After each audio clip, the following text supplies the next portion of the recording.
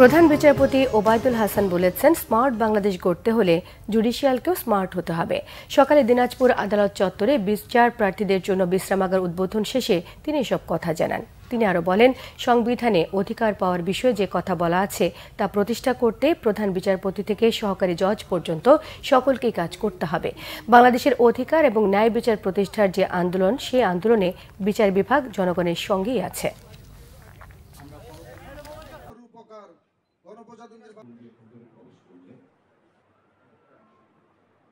সকল মানুষেরই আইনের অধিকার নেওয়ার অধিকার আছে।